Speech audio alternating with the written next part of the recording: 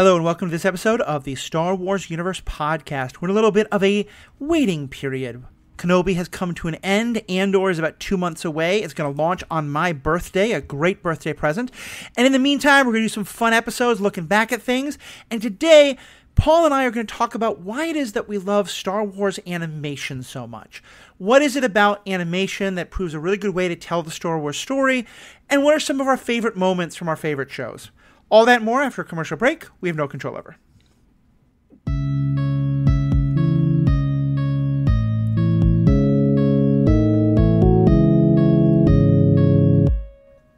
Welcome back. This is Matthew, your host. I use they, them pronouns. And I am Paul. You're totally not a guest host. I also lightly prefer they, them pronouns.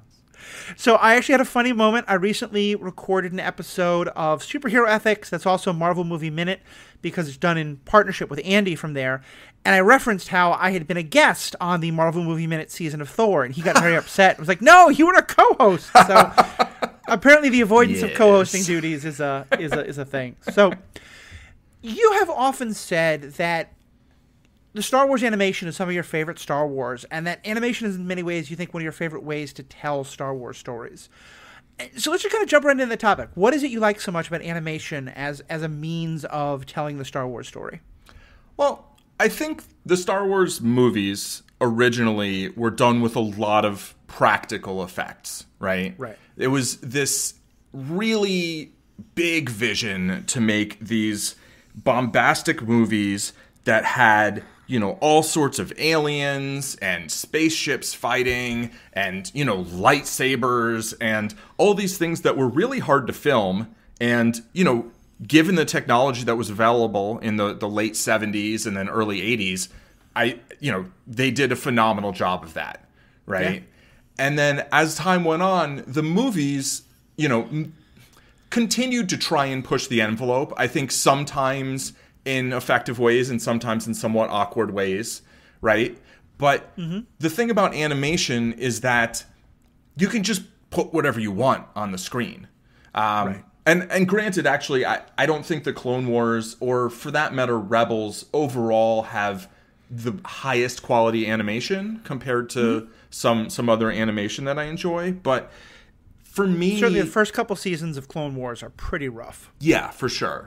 And it's all this like very kind of computer-based animation, right? It's not, you know, it's not all hand-drawn and whatever. There are things that I think are really beautiful about it. Even in some of the early Clone Wars, I think the settings really come to life. And you can have these settings that are very extreme and very visual in a non-Earth way. And that's just animation, and then the characters are animation, and everything goes together very naturally. Whereas when anything sci-fi or fantasy or you know, space opera is done in live action, there's always going to be a little bit of the, well, here's the humans that look like humans, and then here's everything else that is like not of this world, and it's some combination of effects and makeup, and no matter how great of a job you can do of it, there's always, to me, there's like a little, there's just a little kind of awkwardness there sometimes, right? And when I really, really love the subject matter, it doesn't bother me so much, but it still can kind of pull me out of it a little bit. Sometimes, right? Not always. Yeah. I never feel that with animation, right? That's one thing that I love about animation in general is like, in order to start watching it and enjoying it, like, you have to immediately buy in right at the beginning. It's like, these are drawings, right? There's no illusion there. And so everything, I think, then feels like it's consistent within that paradigm, as long as it's, you know, well done enough. I think that's a really good point. I definitely think, especially the prequels, kind of suffered from too much CGI. And I say that as someone who, like, you know, I recently did a conversation about Thor: Love and Thunder, a movie that I quite enjoyed. But I said to my partner, I think about 80% of this was shot on a green screen. You know? Like, it just, the over CGI of stuff is happening all over, not just in Star Wars. And yeah, when I rewatch, like, Return of the Jedi, I love that movie still. The Rancor effects have not held up very well. For sure, absolutely. But that's the thing, is the fact that animation, like, it doesn't lower the bar, but it kind of equalizes everything. Yeah, it levels everything. And I think you had to kind of drag me a little bit to get me to watch the Clone Wars. And I think one of the biggest reasons that was holding me back was I just felt like I was never going to believe a drawing of Obi-Wan Kenobi was the Obi-Wan Kenobi of Alec Guinness. Right. Or even Ewan McGregor. And I was so proven wrong on that. And to me, that's one of the most brilliant things about the way the animation has worked is that, like, there are times when the two work so seamlessly to me, in terms of how well they captured, I think, kind of that feel of the original movies where it did, like, because the cantina scene, like, it does feel like those don't look like effects. They look just like other people in this cantina. Yeah. And the animation, I think, really kind of captures that. I think the thing that I really love about the animation is that, and this is something you and I talk about a lot, is that one of the problems with these big expanded universes is, well, you'll get this moment where a person who's not, their name isn't in the title of the show should show up for this episode, but they're not going to pay that actor who gets huge amounts of money to show up for this one episode. Or what, that's an oversimplification, Sure, but yeah. you know what I mean. All the reasons why they're not going to have this character show up here. The Clone Wars especially, Rebels somewhat, but the Clone Wars especially, is I think the biggest ensemble of an ensemble show I've ever seen. Just off the top of my head, I can think of at least 30 characters who not only appear in multiple episodes, but appear in multiple episodes across multiple seasons. You've got so many Jedi, so many droids, so many clones, so many different, like, scum and villainy people. I don't think you could ever possibly do a live action show like that, where you could have, oh, hey, the actor who plays, Kai Mundi is going to show up 2 or 3 episodes a season, but we're always going to get him. We're always going to be able to get the whoever it is we need for this particular episode. With voice actors, that's just so much easier. And I think you and I had the same discussion about the Justice League, the animated show, and why that'd be a lot harder to do. And I think that's something that I never really realized until I saw the Clone Wars, and then I started getting more frustrated with these other shows that didn't have all those actors bouncing back and forth. And it's just, when you want to tell that kind of galaxy-wide story with all these different characters, all of which have their growth and their development, I just don't think you can do that in live action without getting 50 people to sign away the next 10 years of their life.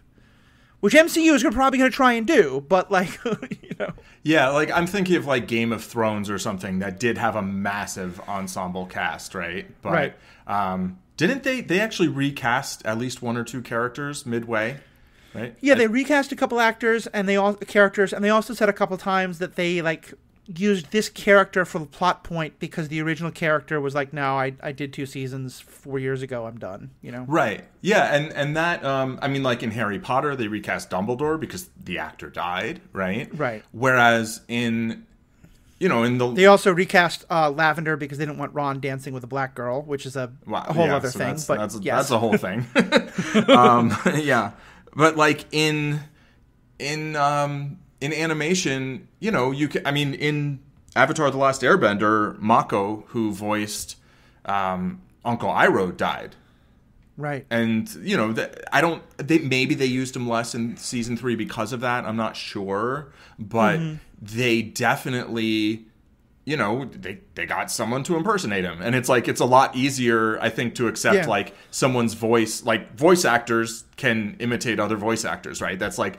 part of the skill, right? And in Clone Wars, they had, I think, 3 different actors play Palpatine over the course of the 7 seasons. Right, exactly. And so, I think there's an extent to which you're more kind of seamlessly replaceable in something like animation, right? And then it also just, there's not the same time commitment where, it's doing, I haven't done any professional voice acting, right? But I mean, I'm aware of the amount of time. I mean, you just look at the credits pages of voice actors and you're like, somebody could not get that many credits, like, physically in a lifetime as a meat puppet, as a physical actor. So I think really... Bradley Baker, the guy who voices the Clone Wars, he did not do, like, he wasn't doing 10 other projects besides Clone Wars because he was playing I think he's got a total of like 50 different named clones to his resume. It's something ridiculous. Yeah.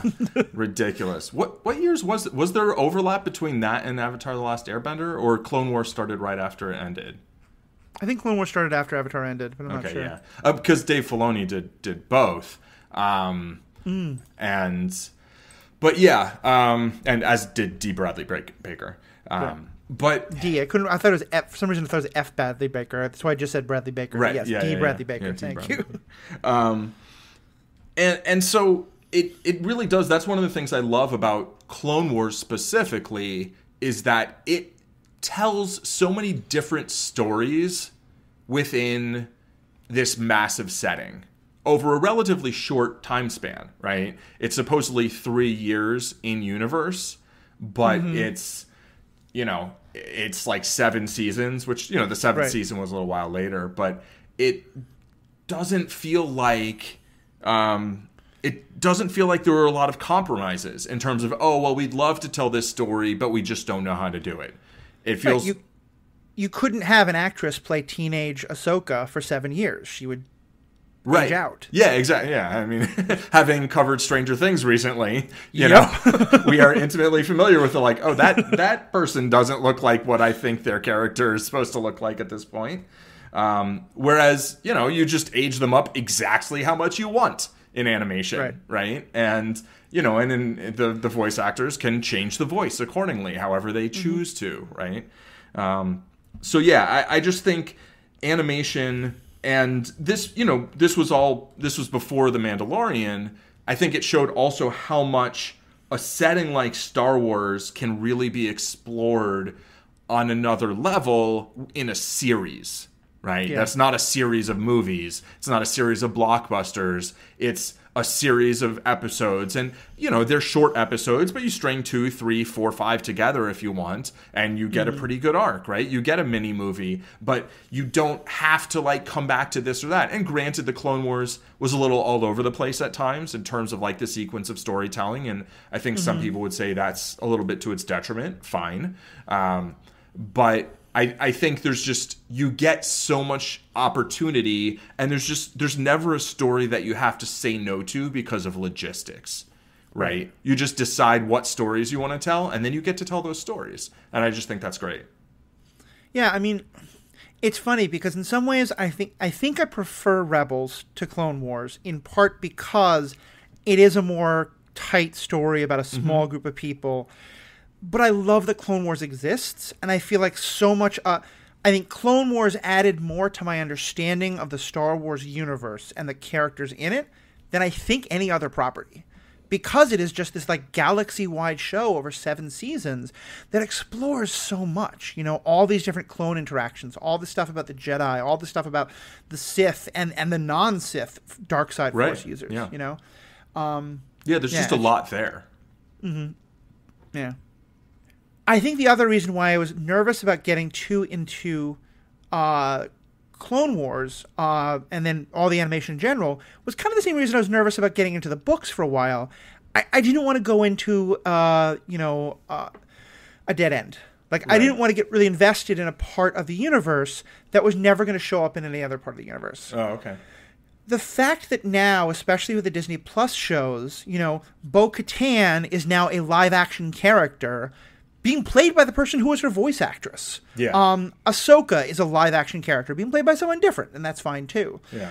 A lot of the characters and storylines from these animated shows have crossed over into live action, and to me, that makes it feel so much more of a we're not saying live action better, and Clone Wars is kind of the redheaded stepchild of all this. It's just animation is just a part of the universe.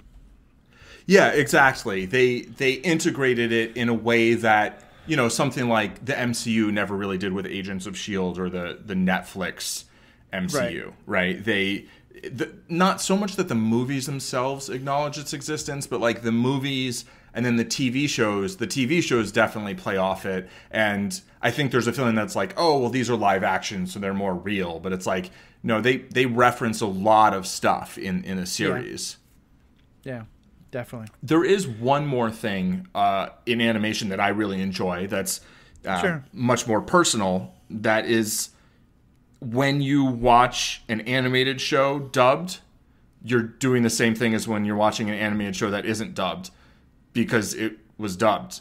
Like, that's what animation is, right? It's like, you're not dubbing over a physical actor. It doesn't have this kind of weird barrier. Like, I tried watching the Netflix MCU in Spanish or in German or Italian or whatever, and I was like, nah, this feels weird, because I see the lips moving and something else is happening. Whereas with animation, they often have, Disney now has tons of languages for all of these, and so I really enjoy watching them in various languages, as it's a way for me of kind of, first of all, kind of getting a different angle or a different feel on, the stories, right? And like, I feel like Imperial stuff sound really good in German, but like, I think I remember, didn't you not realize that all the clones were done by the same voice actor in English because you hadn't seen it and you hadn't listened to it in English? I had no idea. I hadn't listened to it in English for a long time. I basically turned it in onto English first when I think Darth Bane appears as voiced by Mark Hamill. I was like, all right, I'll listen to Mark Hamill here. Yeah. And then I did hear more recently because, my wife watched them in English, and I was like, oh, okay. Yeah, this is good in English too, But it definitely, for me, it's like, I feel like, well, I'm kind of like expanding my mind and learning something and practicing something while enjoying animation, so it's a way of kind of blending enjoyment with learning something else. And, but broader, just like that lends a lot of accessibility, right, worldwide to speakers of many languages. I also just think the technology of animation has gotten so much better. It's gotten both so much better, but also as people take it so much more seriously, people are putting so much more money into it. And I think, I don't think Clone Wars or Rebels were pioneers of that by any means. Most of that's coming out of anime and some other animated stuff. But, just as an example, Paul and I have both talked about how much we love the lightsaber battle between Ahsoka and Maul in Clone Wars Season 7. While doing some research for this episode, I always wondered how they animated that so well. They actually had Ray Park, the person who originally played Darth Maul, and someone else doing a lightsaber battle in real life with motion capture, and then transferred that to animation, which just blew my mind, thinking about that's kind of going the backwards way that you'd often think it going. And I just love that we have that technology now, and I think it's a big part of what makes it work so well. Yeah, for sure. It's Lauren Mary Kim, Lauren Mary Kim, thank you. I brought this up when we covered it originally, by the way. Oh, I'm sure you did. I'm sure you did. But yeah, it's she's actually, I think she's the stunt double for Miss Marvel. Oh, that's awesome. And she's done a ton of stuff. But yeah, it is really that, and that's such a great lightsaber battle, Yeah, it's fantastic. I think it manages to combine, the physicality of humans, like the way people really move, or I guess they're not humans, right? But the actors are. But the way people move with things that you can do in animation that would have had to be green screen, right? Because they're like up on all sorts of different, like, to me, buildings and stuff. What I think it really stands out against what I think was maybe the worst lightsaber fight, Yoda versus Palpatine in episode 3. Right, where Yoda's just this bouncing ball with a lightsaber, rocking all over the place, and it doesn't look like anything that makes sense in our own world. Yeah. I will say that I actually, on some level, enjoy the bouncing ball of lightsaber. Like, that's fair. I totally respect where you're coming from with it, and I understand, especially the sort of idea that, like, one of Yoda's greatest lines is like, wars not make one great, Yeah. And so it kind of like flies in the face of that, or bounces in the face of that. But at the same time, like in the theater, the first time I saw Yoda take out his lightsaber, it's like, oh, Yoda's taking out his lightsaber. That's fair. That's totally fair. But I'm with you, like, philosophically, I feel you. Yeah. And specifically the one versus Palpatine, and like Palpatine's like spinning in some sort of corkscrew. It's very weird looking. It doesn't look like real people are doing it. Right, yeah. The Yoda versus Dooku I definitely thought was actually better, but I think so. I think that's fair. Yeah, I have my issues on the disability side, but right, that's a whole and I respect that. I think that makes all the sense. So let's start talking about some of the individual shows. And what I did was I kind of put together a list of some of my favorite moments. And I want to go show by show, and we'll kind of talk about the overall show, and then what are some of both of our favorite moments. First, we were going to do like what are our top 10, but it's so hard to rank these. They're all just great.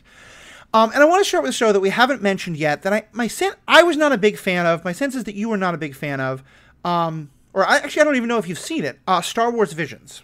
Oh, yeah, I watched like 2 episodes and I just didn't really get into it. Yeah. It's not so much just the show itself. I really love the idea of it, but I just didn't quite get into it. And I think just when it was coming out, I just was kind of like not in the mood to watch certain things, you know.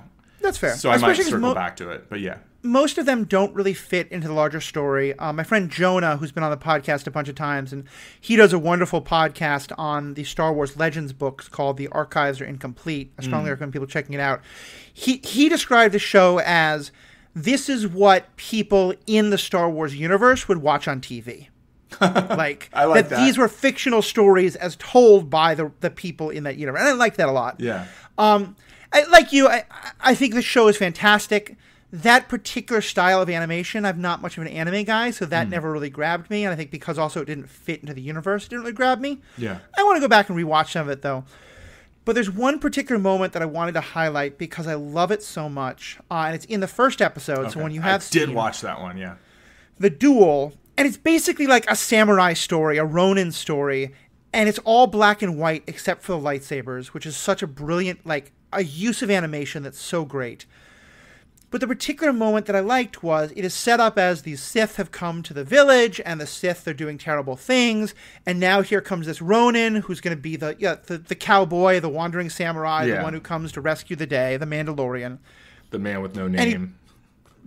Exactly. He pulls out his lightsaber, and it's red. Yeah. And like he also is he's clearly a hunter of the Sith, but he's also clearly like Sith himself or dark side himself. Like it's not clear, but it was like I literally gasped when he did that, you know, and I was like, oh, okay, this is about like inter-Sith fighting, and like, yeah, maybe there's different perspectives, and maybe this guy is trying to be a little bit more on the like up and up, but he's definitely not a Jedi. Right. I just love that moment because it was such a fun way to like play with expectations and be like, no, what if the story isn't like good guy with blue lightsaber against bad guy with red lightsaber? Yeah, I love that moment too. That's kind of like, that's the moment when the show could have sold me on its premise, but then the next episode is just something completely different, which is like, I love that idea of an anthology, but I mean, I think I watched 2 episodes of Visions. I watched 2 episodes of What If. Like, for some reason, I just haven't totally gotten into the anthologies, you know, even though I do really enjoy the idea of them. I almost feel like if it had come out, did it come out one a week? Or was... No, I was going to say, I think I liked What If a lot more until the last couple episodes. Right. I think it's because it came out once a week. Because binging it's jarring, but if you watch it once a week, it's like, oh, okay, it's kind of like, you know, Twilight Zone. It's going to be a new story every week, and that was a little easier to get into. Yeah, I think something that's an anthology of shorts basically makes more sense as watch one here and there compared to something that's like really just serialized fiction, one story. This one reason that the Bad Batch being weekly didn't bother me, you know, because it felt like each episode was really a different episode, whereas these stories that it's basically, you know, 6 episodes, that's a 4-hour movie, those feel to me like, well, I kind of just want to watch all that at once, you know, whereas something like Visions, I think I will circle back to it, and that moment is fantastic, you know, particularly because it's like the, you know, black and white with the red, you know, just it pops so much. There's a moment that's similar to that and almost the opposite later that I want to get to. But yeah, that is a really great moment, and I do feel like I like that style of animation, you know, but it feels very un-Star Wars in a lot of ways, you know. So I think it's the sort of thing that sometimes, like, if you pick it up and it doesn't quite resonate, then like putting it down and picking it up again later, sometimes I think it can feel like click more. And that's why I like Jonah's idea a lot more. Like, this is the fiction that would be written by people in the Star Wars universe, you know, because then you don't have to try and fit it into where it, you know. Yeah, that makes sense. I like that. All right, so I think that's the only thing. That's the only moment I had from Visions. Was there another moment you had from Visions you wanted to mention? There's I think one of the other ones that I watched was there's like that band, and it's this really weird story. But then the band, I think all their musical instruments are like guns and lightsabers or something, right? Mm-hmm. And then, I don't know, that felt like very sort of like Desperado to me a little bit. Yeah. I enjoyed that moment, like at the sort of the end of their show, or they play like one song or something. I thought that was pretty cool. But yeah, that was a lot of fun. All right, so let's go into the Clone Wars. That's the one that comes next chronologically, and I think we're both going to have a couple of moments from this one. We've talked about the show a lot. I think kind of my overall wrap-up of it, though, is like I love that the Clone Wars exists. It's a close second to Rebels for me, but I think I like Rebels a little more, mostly because I think there are very few bad episodes of Rebels, at least as I feel it, and there are definitely a lot of clunkers in Clone Wars, and in part because there's just so many more episodes. It's 7 seasons compared to 4, and 2 of those 4 of Rebels are half seasons. But I just feel like because of Clone Wars is not as consistent, but there are definitely some arcs that I really love, and I think honestly, season 7 of the Clone Wars may be the best season of Star Wars television I've ever seen. What's your kind of take on Clone Wars and where it fits and everything else? So, first of all, we were going to make this list of, I was like, hey, why don't we make a list of our 10 favorite blah, blah, blah. And then I didn't do the homework. Matthew did. But I literally have written down every minute of the last season on my list of moments. So I feel like Rebels definitely gets the consistency award, right? Mm-hmm. There's a couple things they did that I really didn't like. That's not so much things that I think are bad as much as just things I really didn't like, right? Yeah. Clone Wars has more things that I'm like, you probably could have done better with this. But my favorite parts of Clone Wars, I think, are definitely better than, I like them more than any part of Rebels. There's like 2 main things in Rebels that I think are just like super, super top notch. But before we get to the last season of Clone Wars, because I almost feel like that's its own thing, and there's like so many moments there. There's a couple of moments before that, most of them Anakin, and it's, to me, like, the reason that I wanted you to watch this series in the first place was because I felt like it did such a good job of actually showing Anakin go from, this teenager who, like, I guess he's already killed a bunch of Tuskens, and the women and the children too, right? But like, he's that guy in Attack of the Clones, and to see his growth as a character and to see kind of where, he's willing to bend the rules, right? To blur the lines. And, the first one when like Ahsoka gets kidnapped, I think. Ahsoka's captured and he's trying to get information. And the dude is like, oh, well, a Jedi can't make me do this. And he's sort of like, he's like, oh, you can't make me with the Jedi mind trick. And he's sort of like, well, maybe I'll just force choke you, Yeah. And my enjoyment of the third movie, Revenge of the Sith, increases significantly because of the Clone Wars. Because I think the Clone Wars does such a good job of showing how Anakin falls and showing how it dramatically goes, and really both highlighting the problems with the Jedi in a way the movies kind of hinted at but never really got there. Yeah. And showing that in many ways it's because Anakin wants to do the things that the Jedi won't let him do for dumb reasons. But it's that kind of thing where it's like, there's going to be a weird metaphor, but I think it's actually really appropriate, is like when you don't give kids sex ed, they're going to look for it and often find it in the worst of places, and like get into danger and stuff like that. Not always by any means, but it's like, give people that information. I think Anakin's kind of similar. Like, no one else will take him seriously except Chancellor Palpatine. Right. And the show shows that so perfectly. And Yeah, for I can sure. get that. For sure. I think let's kind of go season by season with some of our favorite moments from it. I'll also just say, in terms of what you were saying about Rebels and Clone Wars, my top two moments were very close. One was from Rebels, one was from Clone Wars. The one in Rebels is a little higher, but it's close. And frankly, they could be switched, and they're both about Ahsoka. Right, yeah. So, who is a Clone Wars character. Yeah. But the first moment on my list, if we're going to go through it, is from Clone Wars Season 2, Episode 13, Voyage of Temptation. And with a couple of these, it's like, this is one particular moment that really highlights a dynamic and a character arc that I love so much. And it's when Satine says, "Senators, I presume you are acquainted with a collection of half-truths and hyperbole known as Obi-Wan Kenobi." Obi-Wan says, "Your Highness is too kind." Satine says, "You're right, I am." I love the Satine-Kenobi relationship so much, and I think it adds so much to his character in ways that are just so heartbreaking. And like the moment at the end where she dies in his arms, and he said, he's like, and earlier he says, like, "I would have given it all up for you." Like that's powerful too. But for some reason, this moment, it just, like, I like them wisecracking with each other. I love the way they flirt with each other, and it was just so. It's so nice to see that side of him.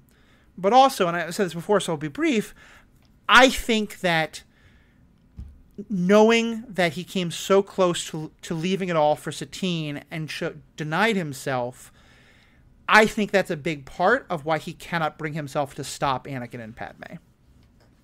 And that's definitely on my list of moments. I agree. That moment didn't necessarily pop out to me. I haven't rewatched the entirety of Clone Wars for a while. I've seen pieces here and there. I watched it like 6-7 years ago, something, mostly, several times, but in Spanish and then in German, and then. But I find the Satine Obi-Wan dynamic fantastic, and really the thing that makes Obi-Wan more of a character than really anything else, right? And it's not that he needs to have, a potentially, romantic relationship or flirtation, but it's something outside of the Jedi Order. It's something outside of, his missions. It makes him not just someone who's doing specific things, fulfilling a role in the plot, or being a mentor to Anakin or Luke later, right? It makes him somebody with his own desires and his own motivations that aren't solely given to him by the Jedi Order. He gets to be the protagonist in a lot of stories in a way he never does in the movies. Yeah, exactly. I think it's something I really appreciate. Absolutely. And like, I wonder whether you ever get like an Obi-Wan live action series if you don't have this Obi-Wan from, the Clone Wars. Oh, yeah. I'm not sure. I don't know if you do, but certainly I don't feel like I would have enjoyed Kenobi as much as I did. Granted, it's not my favorite, but still. Sure. And I do think that Hayden Christensen's the direction and the writing was much better, and that's probably a big part of it. I think Hayden Christensen was a much better Anakin, in part because he watched all of Clone Wars. And I think Matt Latner, how do you pronounce his last name? Latner? I think it's Latner, yes. Yeah, Matt Latner, the voice actor of Anakin. Just the chemistry between him and Padme is so much better than it ever was in the shows. It exists. In the movies. Yes, exactly. And again, like, I just watched Natalie Portman in a movie and was reminded, like, no, she's a really good actress. That's bad directing. Right. So I have a related moment. Go for it. And it's actually an Anakin moment, but it's a Satine and Obi-Wan. You know exactly what I'm talking about, where Obi-Wan, so Satine is this pacifist, right? She's this pacifistic ruler of Mandalore, which is like, if you know anything about Mandalorians from The Mandalorian, you're like, wait, how does that work? It turns out not very well. But, and not necessarily her fault, right? But some things happen. There's some goings on in the galaxy. She's trying to quickly turn a very large ship. Right. And so her and Obi-Wan are on this ship, and somebody's holding them both hostage, basically, and it's like, I'm gonna, he's trying to escape or something. He's like, I'll shoot you if you stop me. He's like, who's gonna stop me? A pacifist and a Jedi who's never gonna, kill someone in cold blood? And they just see a lightsaber pop out through the back of him, and then he slumps down, and it's Anakin, and Anakin just has this expression like, what? Sort of like, hey, how's it going? And this sounds over the top. It's not. It's subtle, but it's so perfect for just, we get like 3 bars of the dark side theme when that happens. Yeah. And it's, moments like that to me are such good parts of the Anakin's fall story. That moment, I probably have like 2 or 3 that are honorable mentions. That moment was definitely one of them. Yeah. And do you remember what episode that's from? I don't. It has to be somewhere in that same time, though, right? Yeah, it's in season 2 because it's that arc with. Well, actually, no. I think the Satine arc goes over a couple seasons. But we'll try and look all these up and put them into the show notes. Oh yeah, show notes. Yeah. And yeah, those things though. The reason I think they're so effective is it's not like, oh, Anakin's kind of slipping and doing a bad thing. It's like, I might have done that, like, it's like, yeah, I mean, maybe you feel like someone should have killed this guy at that point. Maybe it shouldn't be a space cop. There's all sorts of ramifications, whatever. Like, if you can peaceably subdue someone, which if you have the Force, it feels like you should be able to do these things better. But like, I mean, we did have a moment where Obi-Wan doesn't kill someone in his own show that might be seen as problematical. So yeah, exactly. So it's the point is that like there are things where he's willing to do something that other people aren't willing to do, and it's an act that is, either seen as questionable or is questionable, but in context where it's very understandable, right? It doesn't feel contrived. It doesn't feel ridiculous. It feels like, yeah, that makes sense. Yeah, definitely. So the next moment I had, I think since I have a firm list, I'm going to kind of go through my moments, but you can jump in. There's a lot of good stuff in 3 and 4, but none of them made my list. But in season 5, and again, it's my favorite quote from a character who is just, I think, after Ahsoka, the best character that I think was introduced in the animated shows and that I really want to see live action. And it's in season 5, and Darth Maul says to a group of scum and villainy, "Filth, you will pay for your insolence." And Hondo Anaka, the Jack Sparrow of the Star Wars universe, says, "Insolence? We are pirates! We don't even know what that means!" I love Hondo Anaka so much. And he's so like, I think in some ways him and Cad Bane are perfect foils for each other because like one is like basically a black hat out of a cowboy movie. I mean, literally he's got that hat. Yeah. And he's just such a good, like, intimidating villain who has no powers. He's just badass. And then Hondo Anaka, who, like I said, I think he's the Jack Sparrow, without quite the sex appeal, except to some of us. I mean, whatever you're into, but... one of my co-hosts who will be unnamed. Not you. But I just mean I'm referring to someone who's been on record that this is husband number 2. Hondo is one of my... He brings an era of levity. He brings this idea of like, yes, he always wants to come out on top, but he also loves the game. Yeah. Like one of the other quotes I could have used is one where Ezra double crosses him, and he's like, "Oh, you double crossed me! I'm so proud." Like, yeah. He's just such a good character. That's my so that's my number 5. Yeah. Yeah, I there's so many great Hondo moments. That's one of them for sure. And I think he's another example of like a character who was introduced in the Clone Wars, right? As far as I know, created for the Clone Wars, and then ended up being a really significant and highlight part of Rebels, right? Yeah. Where there's a bunch of good moments in the Clone Wars. And, he starts out primarily as an antagonist, and then sometimes he's mostly an antagonist, right? They're not working with him that much in the Clone Wars. It's more Rebels.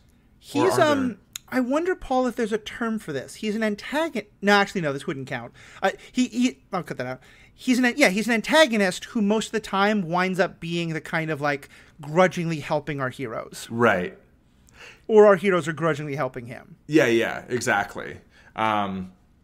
And so I think, the whole scum and villainy side, I think it obviously becomes a big deal in Rebels as well, but in Clone Wars, they just flesh it out a lot more than I think it had been. It was something that you got the flavor of in, Star Wars, and a little bit in Return of the Jedi, and then a little bit in the prequels, but not a ton, right? And I mean, maybe a little in Rogue One also, right? Yeah.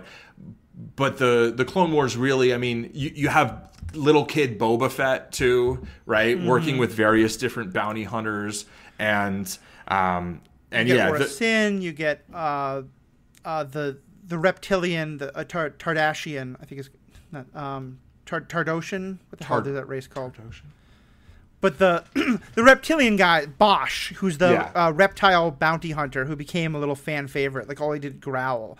But yeah, he becomes a regular character. There's so much of the scum and villainy in Clone Wars and Rebels. Yeah, for sure. One of the things that we didn't actually talk about with Clone Wars, but that I think is important, is I think it is one of the best prequels that I've ever seen. In terms of, it adds a lot to what comes after it. It builds on what came before it. But it very rarely contradicts or creates conflicts with things that came before it. And, Ahsoka, I think, being the one, like, why does Anakin never mention Ahsoka during Revenge of the Sith? But that's a different story. And there's one moment that, for me, is just a perfect moment of, this is how a prequel should add to the story, but in a way that ties up the loose ends that you never wonder why it isn't. And it's Clone Wars Season 6, Episode 4, Orders, The Death of Fives. And it's Fives is this character. He's a clone, but he's the one who figures out that there's a chip in their heads, in part because of the death of another clone, and he's investigating it. And it's very much like a spy thriller where you it's going to have this tragic ending because our hero's going to find the truth, but no one's going to believe them. Right. And that's exactly what happens with Fives, and he dies in Rex's arms, and you can just tell that Rex so badly wants to believe him, but just can't quite make himself do it.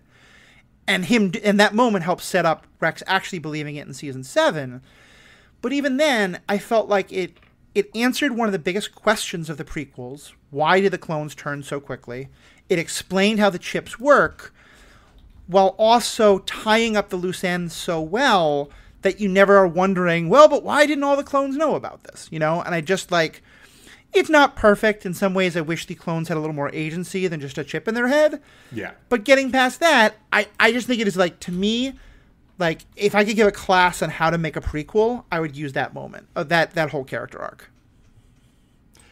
Yeah, I think that obviously, like, once he knows the truth, you're like, oh, well, this can't end well for him. Like, that happens in movies and series where, like, when you know that, like, the truth isn't going to be able to be discovered by the general populace yet, or by whoever, it's like, the best case scenario is no one believes this person. But they're probably going to get killed, right? Yeah.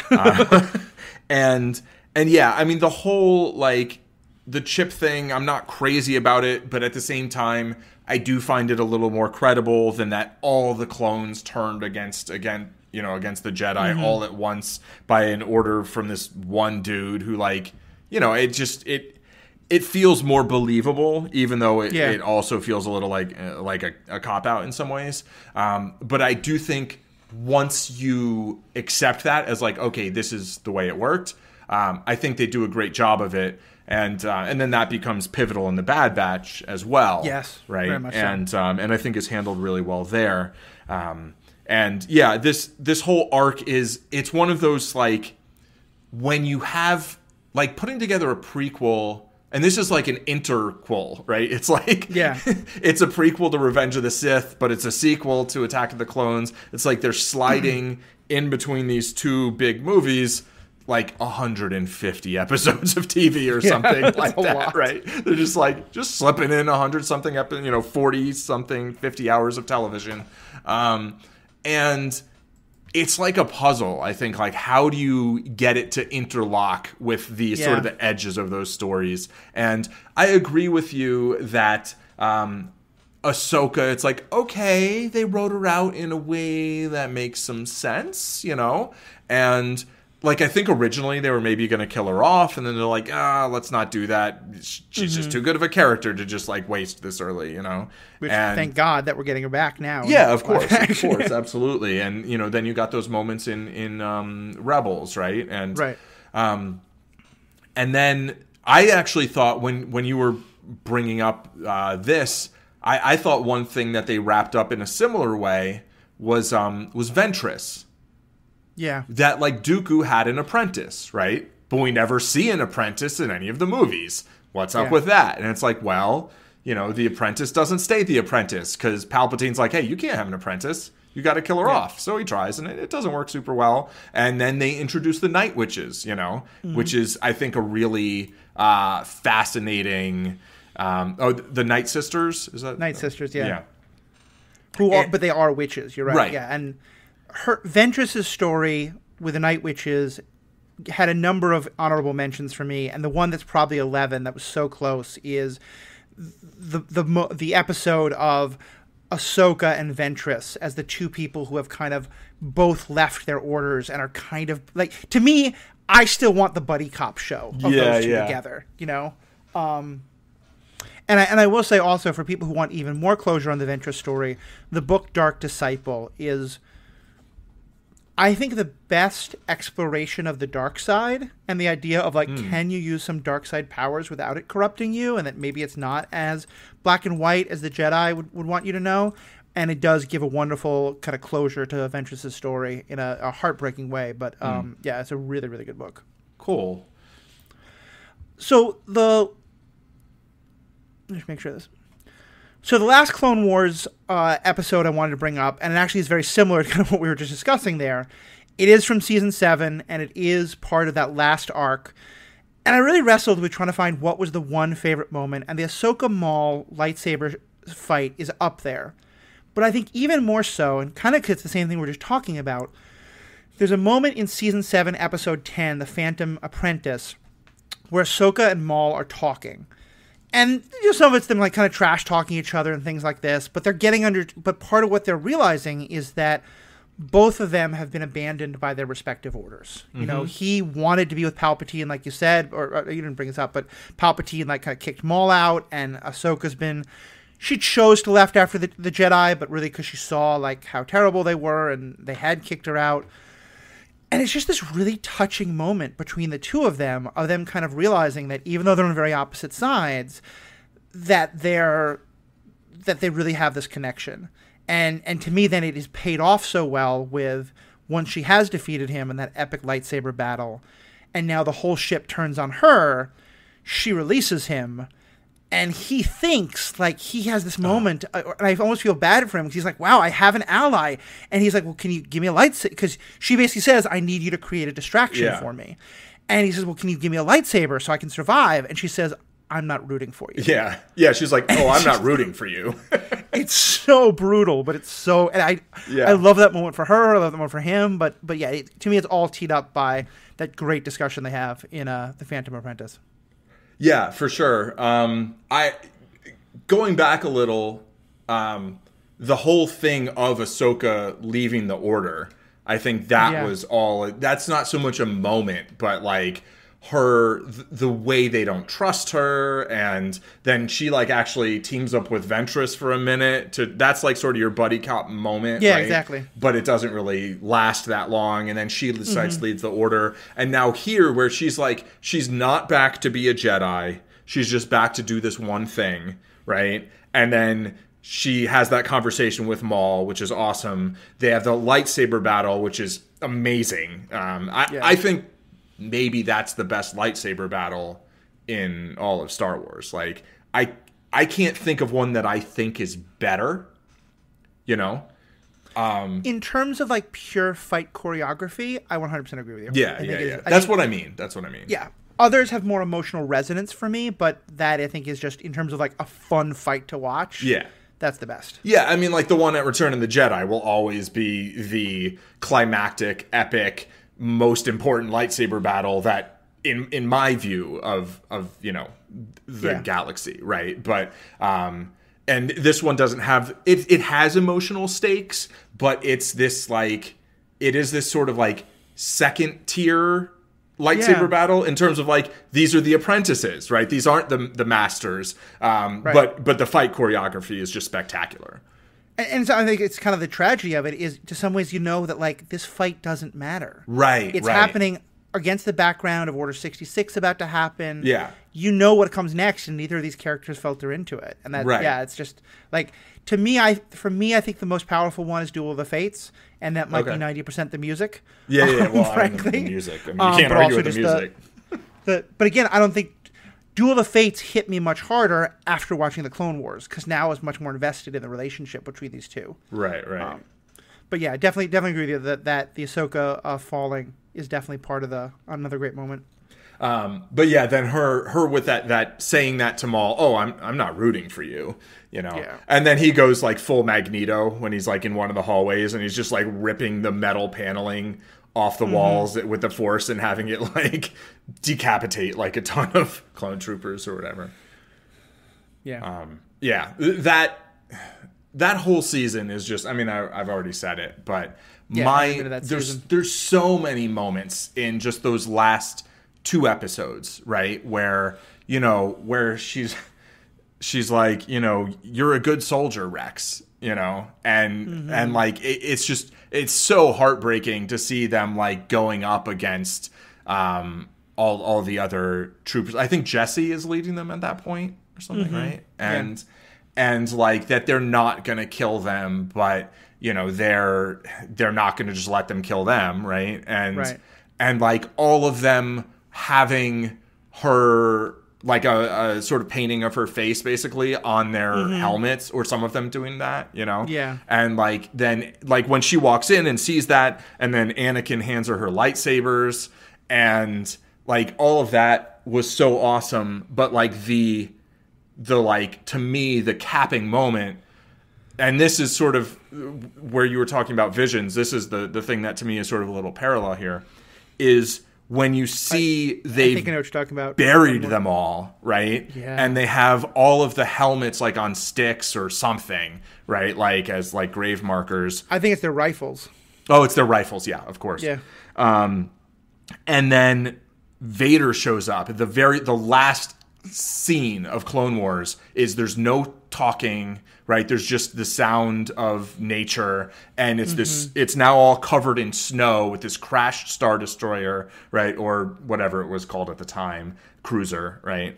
And Vader's walking towards like all of those, you see the helmet there with like Ahsoka's face on it, but then you see Vader reflected in it, I think, right? Either that or you see it reflected in Vader's eyes. But then you see this overhead shot. He picks up a lightsaber and turns it on. And like, because there's no sound effect, there's not much music, you like hear the hum of it, and it's blue.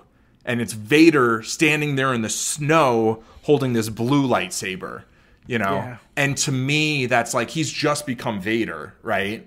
And he's just traded in for a red one, I guess. I don't know. But it's like, here he is holding this other lightsaber. And it's like, it sort of feels to me like this piece of like who he was, as it's like Ahsoka's. But now here he is as this. And it, to me, that says more about Vader's, like, to me, I just had this feeling like, oh, he just lives the entire rest of his life just in misery, like he never gets what he wanted, and like he's just he couldn't save Padme. He doesn't have his kids until the very end. Yeah, he loses Obi-Wan. He loses Ahsoka. Yeah, he loses his mom. Like everything, and this, it just kind of, without any words, I think really tells so much about Anakin's story and who Vader is then.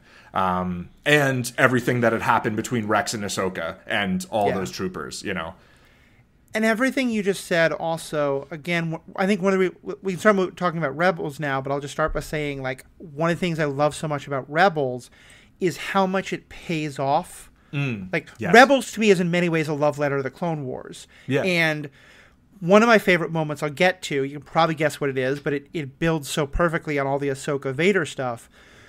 But the other one, and this didn't make my top 10, but again, it was in the top 20 probably, is when Ahsoka and Rex have their reunion in Rebels. Oh, and yeah. Like, it even just starts with, like, Ahsoka won't even go, but, she tells Kanan, I need you to reconnect with a friend of mine. He's a very good military leader. And I remember the first time I watched it, I was like, is this Rex? Is this Rex? Yeah. And you get this wonderful, and then like there's all this stuff between Kanan and Rex, which winds up being, well, I'll get to that. Let's talk about Rebels overall. Kind of what, Are we going to do Bad Batch as it's between? Oh yeah, Bad Batch comes there too. Yeah.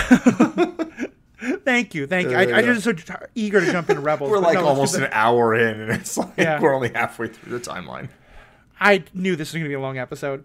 Bad Batch overall, I feel like I really enjoyed it. It didn't hit me really hard. And like one thing I found was I was like, I liked Bad Batch, but I was having trouble. There's one moment I found that I want to mention, but I was having trouble finding like individual moments, and like I don't think I remember individual plot lines that much, but I feel like I could rewatch it and be happy, and that it hit the kind of way I'm starting to measure a lot of Star Wars stuff now is, one, how enjoyable is it as its own thing, and two, how much does it add to the Star Wars universe? And I feel like it did both. It's perfectly enjoyable. There's some fun characters. It's funny. There's a good drama. And I feel like a lot of the questions that I've always had about this like transition, how did it become the Empire? Why did people go along with this? What happened to the clones? It does a really good job of answering those questions in ways I really, really like. Yeah, for sure. For me, it also gets a consistency award.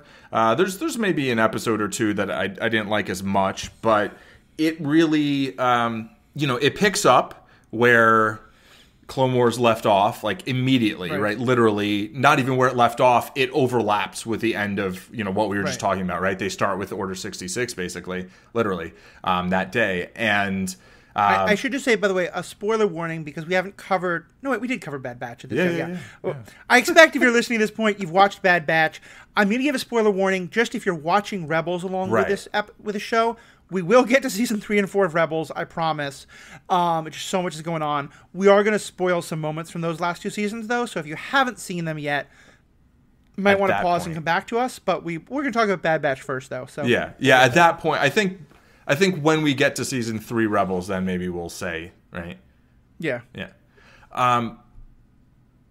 But also, if you haven't seen Bad Batch, go watch it and skip ahead. Yeah, it's pretty short, right? It's not a ton of episodes. It's a decent number, but it pays off a lot of, one of the first characters who shows up is Caleb Doom, right? Mm-hmm. Which is a young Kanan Jarrus, and it's got Hera and Chopper, right? And so it really references Rebels, but it also picks up at the end of Clone Wars. And I mean, Clone Wars season 7, the first 4 episodes are basically a backdoor pilot for Bad Batch, right? They have 4 episodes introducing these characters, and you get Echo in here, and there was a lot of things that I really enjoyed throughout it. A lot of the kind of Uncle Wrecker stuff, and there is this kind of like sadness that pervades the series, I feel, but not like a depressing sadness, just kind of like a sort of like things aren't going well, but it doesn't feel like there's no hope.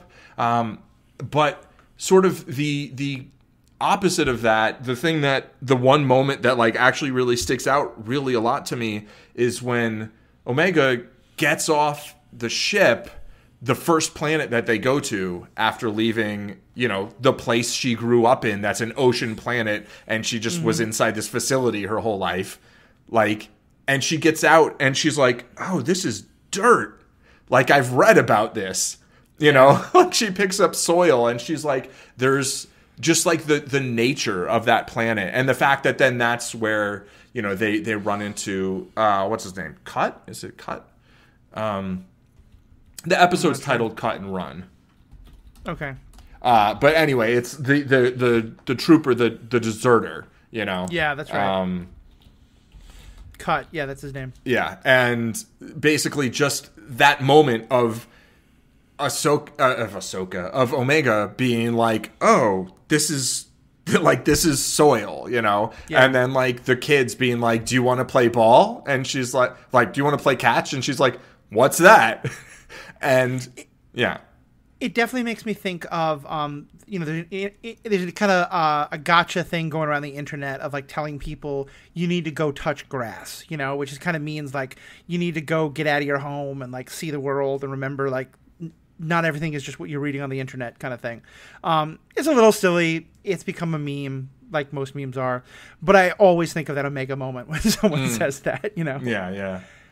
Yeah, the internet's the worst. But I do feel like there is this tension between, you know, theory and practice a lot of the time, although it really shouldn't be a tension. It should be more of a compliment. But, you know. But, yeah. I think my favorite moment in The Bad Batch, and it actually addresses kind of what we were talking about before, because I think I love the character of Crosshair so much, because Crosshair to me is someone who we find out later that he had his chip removed. He has agency, and yet he's that person who still has to follow orders and still has to, like, he's not willing to challenge the idea that everything they've been doing is wrong, you know, and that all these things. And he struggles with it, though. And there's one particular moment, and I forget what has happened, but it's some moment where he has, tried to capture the Bad Batch, and they've kind of been like, come on, Crosshair, you're our brother. And he says no. And he goes into the barracks that he used to share with them, and now there are these new stormtroopers with him. And he just kind of, like, sits alone. And it's just, like, it's just such this beautiful moment of, like, yeah, he used to be part of this brotherhood, and he, like an Ahsoka, like a Maul, like a Ventress, he's on his own. And he's on his own because he's making terrible choices, and he's a villain, he's an antagonist, but you still feel for him so much in that moment. And to me, that's the one thing that the chip story doesn't get, is like this, I think a major theme of the Bad Batch is this idea of, like, there being conflict between the clones about, do you trust the Jedi, do you not? Because they spent all this time being taught to completely obey the Jedi, and some of them had Jedi who treated them really well, like Anakin, and others think the Jedi just use them as cannon fodder, and so they're very easy to believe that the Jedi are monsters. And to me, all that is summed up in the Crosshair story.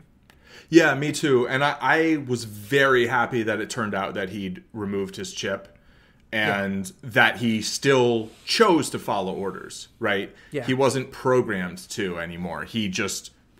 That's how he viewed things, right? He just decided that's what he does. He follows orders. And he didn't think the Empire was so bad. And while I think he's completely wrong, like, I think he's exactly the type of antagonist that makes sense, is, you know, having it gives some depth, and it is heartbreaking when they realize that, like, no, it's not just the chip, like, this is Crosshairs, you know. Like, he was always the sniper, you know, like, he's not like just gonna go with them just because they take out a chip. He's like, no, I made my choice. That realization or the confirmation of that, I think for me was a highlight of the Bad Batch. Anything else on Bad Batch, or should we talk about Rebels? No, let's move on. Okay, and I think here we're going to start by just kind of going over the overall what we liked about Rebels, and so this will have some spoilers for Season 3 and Season 4, so if you want to check out now, of course, theethicalpanda.com, you'll find all the places to give feedback. Love to hear your feedback. What are your favorite moments from Clone Wars? Paul, you want to give a quick plug for what you're doing these days? Yeah, I'm Zen Madman. I think we're going to be twitching more whenever this comes out, right? Pretty soon we'll be doing that more. I do, like, some poker in the mornings, and we're going to be doing some podcasting, and I might be doing some other various stuff in the evenings. I think on Wednesdays and Sundays at 5 p.m. Pacific time. So, and then, I'm Zen Madman on Twitter and stuff like that. Definitely.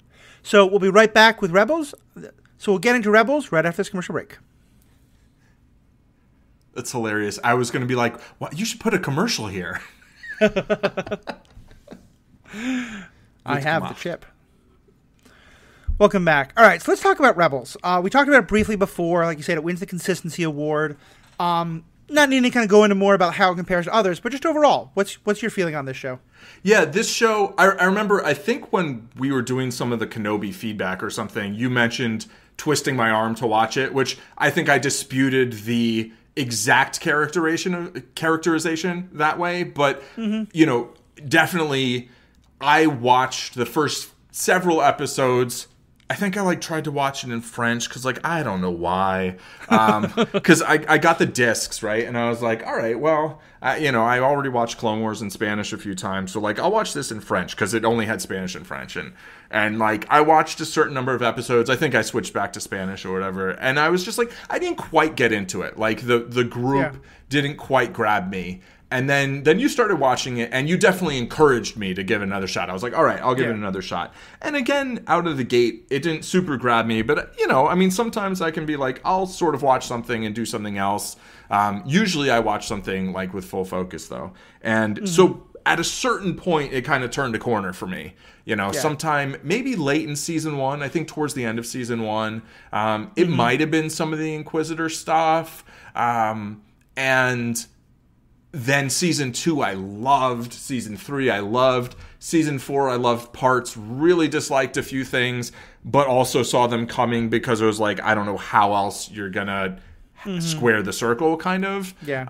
I assumed, and again here, the spoilers, we're talking about what was almost one of my top 10, the death of Kanan Jarrus. Yeah, I just absolutely loathed that episode, like, from the very beginning. Like, I was just like, oh, this is what's gonna happen here, and it just because whatever, I won't get into it, but I didn't like that part. But I know tons of people love it. I won't rant about it. I do think that's one of those sort of like problem with prequels things where, I mean, the whole thing with Ahsoka and the whole way they end the season, or the series, it's like, it's such a wild, like, what are you doing? But like, it's like you have to get rid of most of your main characters. And, like, they killed some off, they had some leave, and they're like, all right, we're kind of out of, like, what about kidnapped by space whales? Exactly. What about, let's do something with space-time, why not? Like, and so, yeah, that's just like, oh, okay, fine, that's what they did. And, but then I went back, and I actually started watching the first season in Cantonese, because this is what I do. And I grew to really love it, like, because when I'm like listening to something in a language I really don't know very well at all, I'll listen to the same episodes like over and over, and then I'll just know the story beat for beat, Yeah. And I do think that the first season is actually very good. It just, when I first watched it, I didn't have any like investment. I just didn't get into it quickly. But once you get to know the characters, I think it becomes much more compelling. Yeah, I think season 1 is a slow burn, very good setup. And so the first time I like didn't really get into it, and then season 2 starts to pay off so much of the stuff from season 1. Yeah. So then when you go back and watch season 1, you're like, oh, okay, I get it. Like, I see this now. Exactly. And it just it really works on a rewatch like that. For sure. I also think it's interesting to me, like, with both Clone Wars but I think even especially Rebels, I think with both of them, the voice acting is to me a huge part of what I love about it. And so I always find it interesting that you enjoy it. Like, when you talk about watching in other languages, which I think is great, and I think it may well be that those voice actors are also very good. I don't by no means want to assume they're not, but it's always interesting because I feel like you're missing a big part of the show that I've seen, at least. Right. We are watching... Not missing, you're just seeing a different version of it. Yeah. Exactly. We are having fundamentally different experiences. In an audio sense, right? And that's a big deal. And with these shows, I mean, I really do enjoy the Star Wars animation so much that I do feel like I can watch the show several times, and really, really enjoy it in a different way each time, kind of. And I find that listening to different versions of it, sometimes a story will feel different, in a different language. And I don't know, for me, it gives a little bit of like perspective on like, the world just seems so different to different people, like depending on perspective. And also I think the translations aren't always 100%, they're not like literal, right? Yeah. And so sometimes some things are actually a little different, So yeah, and there have been things where I'm like, oh, I missed that because, maybe I wasn't as good at whatever language it was when I watched it. Right. And then other times I'm like, oh, they actually said something totally different here. That's a little weird. Yeah. It reminds me of, like, over on Superhero Ethics, we did an episode on our Kenshin, the first movie, live action, and Riki Hayashi had watched it in Japanese, and he had a very different experience. He had, like, some different... there were some translation moments that were different, and then we actually had a really good discussion about that. So, yeah. I think definitely the languages can be quite different. Yeah. We watched it in Japanese also, but with the English subs, right? So we're basically reading the movie, and Riki's not reading it in English, just listening to it in Japanese. Yeah. Exactly. Yeah. Like, I experienced it in English language. I was hearing Japanese as I did it. It's different. Yeah, for sure. One other thing I think I love about Rebels, and Clone Wars does this a little bit, but Clone Wars is so far in the past that this is harder. There are a couple of cameos of characters who will be a big part of later movies, the original trilogy, and they have these, like, 1 or 2 episode arcs that are so perfect for them. Lando Calrissian is so good, and he's not much of an arc. You just get to see him, like, at his scoundreliest best. Yeah. But to me, it's really Princess Leia. We get to see her when she's, like, 15, and she's just so... I just rewatched this episode with Mary the first time we show her show up, where she just, she's bossing everyone around. And I mean that in a bad way. I mean, like, she has the, like, she feels so self-confident in her authority, even when she is blatantly lying. And as we kind of pointed out before, one of the things that Rebels shows is, like, at this point in the Empire, like, the person who blusters most wins, because everyone is so afraid, and everyone's so afraid of overstepping someone else's authority. And I just feel like my enjoyment of who Leia is in Kenobi, I think, was increased dramatically because of her appearances in Rebels. Because it just, like, it shows, she's just as confident by the time that, the Flyboys break her out. But it just was so great seeing that young part of her when she is in the Senate and she's pretending not to be part of the Rebels, but she secretly is. And the way she just, like, from the moment they meet, like, is completely in control of Kanan and Ezra. I just love it.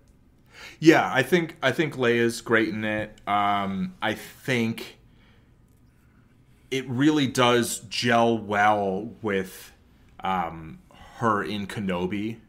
The live action 10-year-old, and I mean, to think of it as sort of bridging that to the original trilogy, right? When this actually.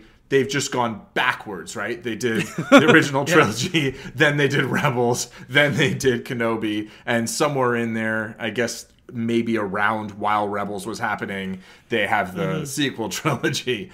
But, like, yeah, I think this Leia is very she feels right, Yeah. She feels like, yes, this feels like who this character is.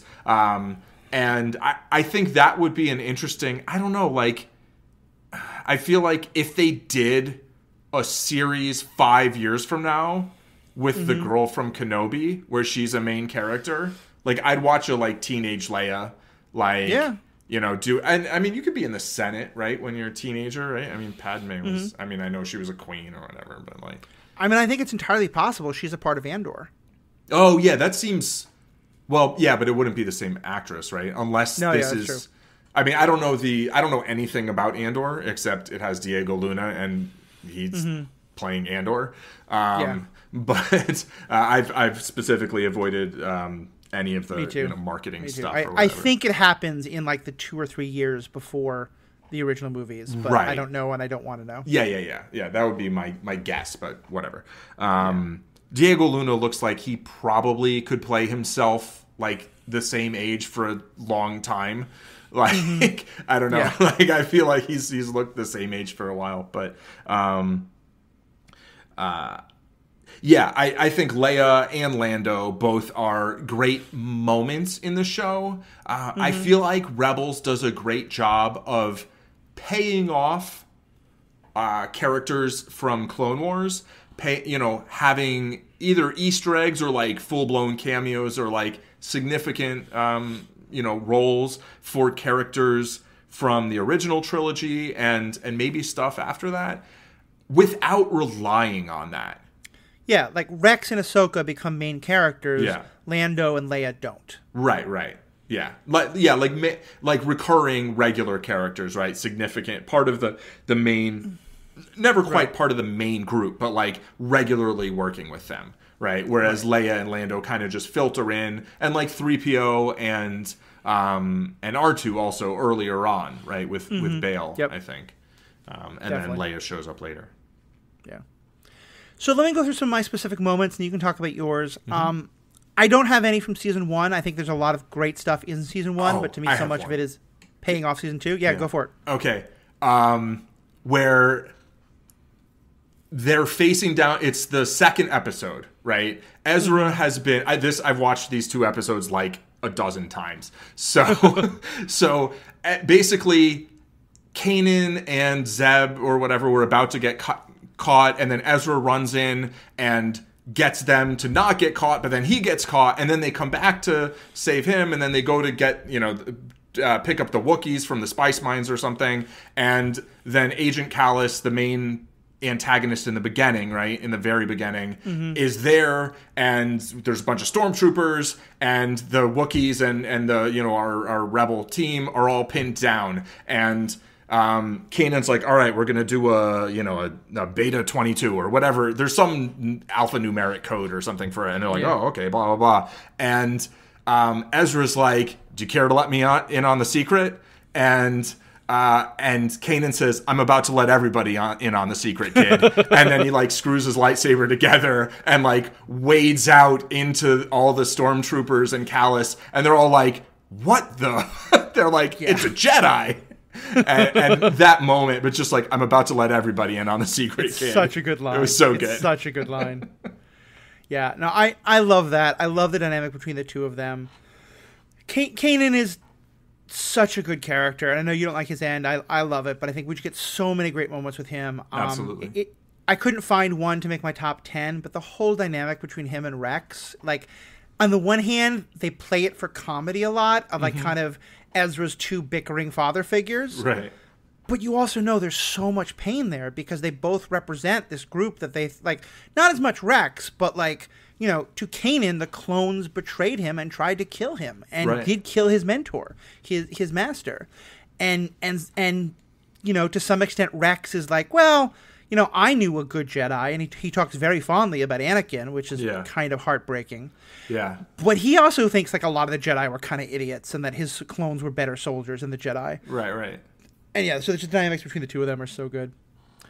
My first moment is, and it's kind of connected to the Kallus you were talking about, and it's in Rebels Season 2, Episode 17, The Honorable Ones. Because this is where Kallus has been, up to this point, mostly an antagonist. And you've seen him a little, like every now and then, flinching a little bit at some of the excesses of the Empire, but mostly he's going along with it. And this is where him and Zeb get marooned together on this moon off of Geonosis in a frozen planet. And they have to work together. And it's a very much a, like, enemies to buddies story. And it's... I love that kind of story, and that alone is beautiful. But I think it is the turning point, and it's very clearly shown as the first turning point of what I think is one of the best redemption arcs that we've seen. To me, it's up there with Zuko or Katra in terms of just like, because it's not season 3, he doesn't just say, oh, I had one good conversation with Zeb, I think the Empire's bad, let me come help you. It's 2 seasons more of him being fulcrum, and then him starting to work with them, but them not believing him, and him slowly becoming part of the team, very much like Zuko did. Actually, given that Filoni is involved with both, that's maybe not coincidental. He knows how to do a redemption story.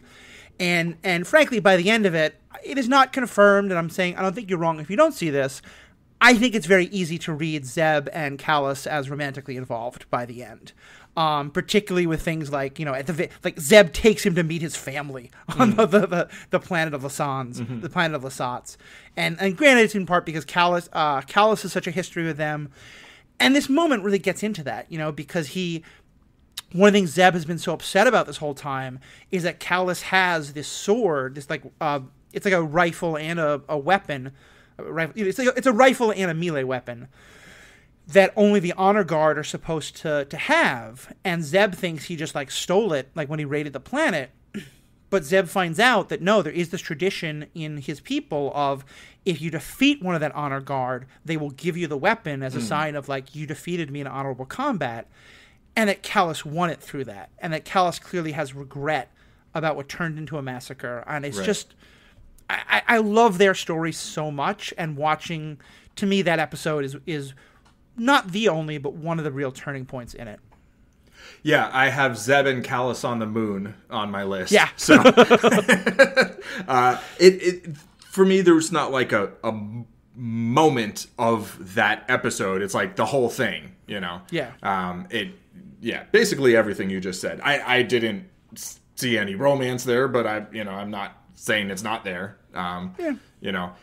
Definitely I like the whole Lasat kind of like they find some like sort of surviving Lasat, right? And they take them back to the homeworld or something, right? Yeah. Or a new place? Is it back it's to the homeworld? It's a new place that they have right? to use kind of their version of force magic to find. Right.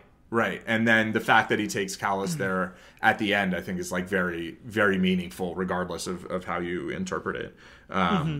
And yeah, I was going to say that scene feels analogous to, there's a scene between Zuko and Aang where they're kind of like, in like season 1, where somebody rescues someone and they're like wearing a mask, and then there's this like, I think we could have been friends in a different world, basically. Yeah. But then it's still 2 seasons before that gets paid off in Airbender. And here it's 2 seasons or a season or 2. It's a while, right? Before we see Kallus as like, I mean, certainly it's 2 seasons before he's like a member of the team, and so I really do appreciate that kind of really earned kind of slow, redemption arc. Like, it's an arc. It's not a redemption point, right? Yeah. It's not a carrot. Very much an arc. It's an arc. And it's funny because I went, when I started this rewatch, I remembered the arc. I didn't remember how much of a villain he was. And there's a moment in those first 2 episodes, that first kind of 1 episode arc that's over 2 episodes. Yeah. And I thought you were going to mention, because it was my reminder of like, oh no, they start Kallus off dark. Yeah. Where they've dealt with all this Jedi stuff. Everyone's super upset. Kallus is super upset. And like, he's clinging to this like, he's clinging to this pole over a deep fall, and there's a stormtrooper like just below him also clinging to it. And the stormtrooper says something like kind of obnoxious, but in a like, wow, can't believe they pulled that off. He says, he's like, is that the first Jedi you've seen, sir? Or something like that. Yeah, and Kallus just kicks him in the head and he falls to his death. Presumably. Like, I mean, people survive falls all the time, and but he's not a Sith, so. Yeah, exactly. Well, it is certainly presumed. I don't think Kallus is like looking down and being like, no, it's a short drop. I can kick him. No. He's like, I'm going to kill this guy because he annoyed me. Yeah, and I was just like, oh my god, I can't. They're really going to redeem this guy. Right. That's a struggle. Yeah, and they pull it off. Yeah, for sure. Yeah. That is like one of my least favorite tropes. The like villain kills someone on their team, like just to show that they're a villain. But that's fair. That's fair. Somehow it's funny here. I don't know. Yeah, I feel like when it's played for like dark, serious, look how evil they are, and I like it when it's played for comedy. I'm kind of okay with it. Yeah. When we were gonna make a non-animated list, one of mine was gonna be Vader doing the same thing, but like, you failed me for the last time, and then he promotes, he's like, Captain Piet, blah, blah, blah, blah, blah, blah, blah. Oh, yeah. Now you are in charge. Admiral Piet. It's like, oh. Yeah, while the other guy is choking and dying. Exactly. The Piet actor does very little in those movies, but just him, like, the way he side-eyes the guy choking as he's listening to Vader, and then, like, makes a head motion to, like, get rid of the body. It's so good. I have one more favorite moment from season 2. It is the top of my list. I think the best moment in all of animated Star Wars. Can you guess what it is?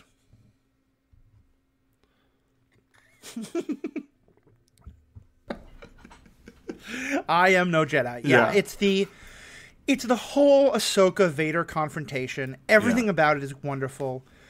As we talked about, if you heard our Kenobi wrap up, it and I think the most direct kind of connection between Kenobi and the animated, Ahsoka knocks off one half of Anakin's helmet. Kenobi knocks off the other. They do this wonderful slow burn during those first 2 seasons, the second season of Ahsoka slowly figuring this out, not wanting to accept the truth, and then wanting to think that she can save Anakin, and then realizing that she can't. And there's so many good lines, but it's just that last one of, if I can't save Anakin, I will avenge him. Vader says, revenge is not the Jedi way, and she says, I am no Jedi. Yeah. And it's like, I think it's supposed to be a reference to Eowyn saying, I am no man from Lord of the Rings. Like, it's a great, woman moment. It's just such a great, payoff to her whole journey and everything we talked about from the Clone Wars. It's just, I can watch that scene. If I have to watch one scene from any part of Star Wars, as much as I love so much in live action, I think that may be my favorite 3 or 4 minutes in Star Wars. It's up there for me. I mean, I was on exactly one of the Rebels episodes so far, and it was that one. Yeah. I was like, tell me when you're doing this one. Yeah, I want an excuse to rewatch this in 4 different languages. It's so good. It's that whole. I think it's a 2-episode arc, right? Twilight of the Apprentice? Is it Twilight? Twilight of the Apprentice, yeah. It's 21 and 22. There's so many good parts of it where, they come in and they fall down through the cracks and into this Sith temple, and then they Ezra gets separated from the group and meets Maul, and the whole thing between Ezra and Maul, and then finally Maul's revealed to be who he is, and then he sides with them against the Inquisitors, and then I guess he leaves. He almost immediately after that fight attacks Kanan and blinds him. Right, he blinds Kanan first, right, and I think then he leaves, right. When Vader's showing up, he's like, oh, there's the moment with Vader on top of the TIE fighter. The most extra thing ever, where, and among other things, it's inside a building. Yeah. So he's not only controlling the TIE fighter, but he's making wind happen to make his cape flap in the wind. Yeah. But presumably, I mean, I think you could interpret it different ways, but that's definitely the most fun way of reading the scene. Certainly, he is using the Force to control the TIE fighter. That's there's no pilot in there. I mean, he's flying yes, exactly. Nobody's in the TIE fighter. He's on the TIE fighter. It reminds me of a George Carlin thing where they're like, get in the plane. He's like, get in. I'm getting. Or they're like, get on the plane, or blah blah. He's like, I'm getting in the plane. Vader's like, I'm getting on the plane. Yeah, but I like it. Yeah, the whole that whole fight scene is the culmination of such a great pair of episodes, and then the I am no Jedi is just this exclamation point on top of an exclamation point, basically. Yeah. And it's top 5 for me, for sure. Yeah. It's very good. I think end of season 7 Clone Wars is a little more for me for some reason. That's fair. But it's there's a level, and those are both on it. And I think for me, that moment being so important is 80% because of the Clone Wars. Right, because of all the stuff I saw about Ahsoka and Vader's connection. And to me, it's very much paying off that last moment that you talked about, in Vader and Ahsoka kind of having their last thoughts about each other. Yeah, absolutely. And to me, the best, if you're going to do a massive connected universe, which I have some misgivings about, but if you're going to do it, the way to do it right, or the best thing you can do about it, is when you make one thing, then you make another thing that is enjoyable on its own, but even extra enjoyable because you saw the first thing. And then if you go back and see the first thing again, now you enjoy the first thing even more than before you saw the second thing. Where the things really build on each other and inform each other. And so I think those 2 pieces, which I think are my 2 favorite moments of animation, or even just like this 2-episode arc and that 2 to 4 episode arc, really, right? Because there's like 2 episodes of Order 66 and there's like 2 episodes of like, you know, attacking Mandalore and whatever. I like that we had the same one too. We're flipped, but yeah, exactly. It's just, it's like, and they fit together so well, you know. The one pays off the other, and the first one sets up the other one, and yeah, absolutely. So, funny enough, my last 2 moments are both from the same episode of Rebels. And it's not necessarily my favorite episode, but they're both just beautiful moments. And they're lower on my list. They're 6 and 8. And the first one I'll mention, because it kind of pays off what we were just talking about. Because one other thing I like about the Twilight of the Apprentice episodes is Ezra is tempted by Maul. And not just in a, like, oh, he's so lost in rage, but because he is, like, yeah, okay, maybe using some of these dark side powers are kind of not terrible. Right. And I think in some ways, like, Maul makes some good points along the way. Sure. And so in literally the next episode, Rebels Season 3, it's Episode 1 and Episode 2 is the Steps into Shadow. And I think this moment comes in Episode 1, but it might come in Episode 2. But it's in that arc. Yeah. And it's where Ezra is still thinking about the dark side powers. He has a Sith holocron, and he's learning some things from it.